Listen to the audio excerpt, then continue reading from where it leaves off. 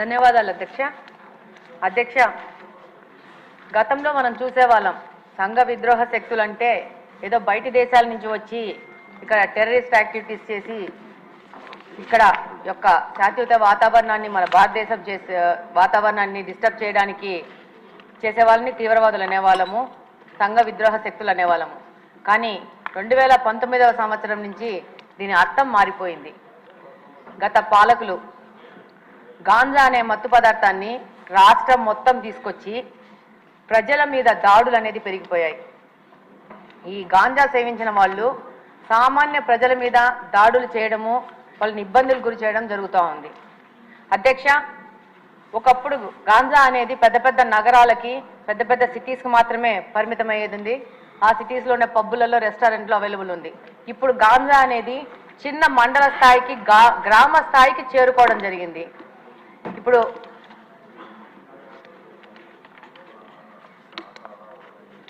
ఈరోజు మామూలుగా తిరుగుతూ ఉంటే ఈ గాంజా ఇంత ఎక్కువైపోయింది ఏమని మాట్లాడుతుంటే స్టూడెంట్స్ అడుగుతూ ఉన్నారు, మాకు గాంజా ఎక్కడ దొరుకుతుందో తెలిసినప్పుడు దీన్ని కట్టడి చేయాల్సిన పోలీసులకు తెలియదు అది ఎక్కడ దొరుకుతుందో అని చెప్పేసి. ఎంతోమంది స్టూడెంట్స్ కలిసినప్పుడు ఎలక్షన్ క్యాంపెయినింగ్లో ప్రశ్నించడం జరిగింది. అలాగనే అధ్యక్ష, ఎన్నికల ముందు కానీ ఇప్పుడు ఎన్నికల తర్వాత కానీ ఈరోజు గ్రీవెన్సెస్ కోసం మన దగ్గరకు వచ్చిన దాంట్లో దాదాపు 30-40% ఈ గాంజా మీద ఎఫెక్ట్ అయిన వాళ్లే వస్తూ ఉన్నారు. ఎలాంటి సమస్యలు అంటే మనకు సభ దృష్టికి తీసుకొస్తే ఇది ఒక తమాషా వ్యవహారం ఉంటుంది.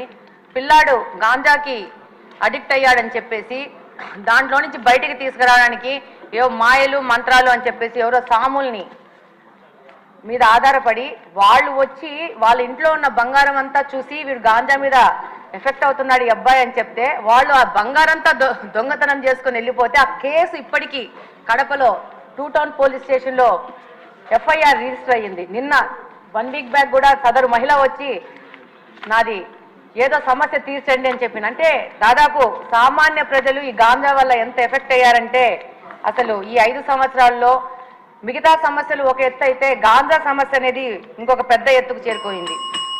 అలాగనే అధ్యక్ష, ఈ గాంజా సేవించిన వాళ్ళు సామాన్య ప్రజల మీద షార్ప్ ఆబ్జెక్ట్స్, ఇందాక హోమ్ మినిస్టర్ గారు అన్నట్టు బ్లేడ్ బ్యాచ్ అంటారు, వాళ్ళు అది బ్లేడో షార్ప్ ఆబ్జెక్టో చిన్న నైఫ్లో తెలియదు కానీ ఆ గాంజా మత్తులో వాళ్ళకు అంతకు ముందు వాళ్ళతో ఏదైనా గొడవలు జరిగినా కానీ ఏమి జరిగినా కానీ ఏ విధమైన ప్రొవొకేషన్ లేకున్నా కూడా వాళ్ళని అటాక్ చేయడము, వాళ్ళ మీద దాడులు చేయడము, దాదాపు వాళ్ళకి ప్రాణం మీద ప్రమాదం వచ్చే లాగా దాడులు చేస్తూ ఉన్నారు. రంజాన్ మాసంలో కడప నియోజకవర్గంలో ఒక మసీదు నుంచి రాత్రి 11 గంటలకి నమాజు చేసుకొని బయటికి వస్తుంటే వచ్చిన పిల్లోడిని అసలు వితౌట్ ఎనీ నోటీసు చిన్న షార్ప్ ఆబ్జెక్ట్ తీసుకొని కొయ్యడం జరిగింది. ఆ అబ్బాయికి దాదాపు రిప్స్లో దాదాపు 3-4 ఇంచెస్ లోపలికి వెళ్ళి హైదరాబాద్ అపోలోకి తీసుకొచ్చి దాదాపు 20 రోజులు పెట్టి దాదాపు 5-6 లక్షలు ఖర్చు అయిందని కూడా చెప్పారు. చెప్తున్నాను. అయితే దాని మీద పోలీసు వాళ్ళకి దగ్గరికి వెళ్తే చాలా నామినల్ దొమ్మి కేసు, చిన్న 2 మనుషులు కొట్టుకుంటే జరిగిన గొడవలాగా కేసు రిజిస్టర్ చేశారు. అది గత ప్రభుత్వం వైసీపీ ప్రభుత్వ హయాంలో జరిగింది. ఇలాంటి కేసెస్ చాలా ఉన్నాయి పోలీస్ డిపార్ట్మెంట్ దగ్గర.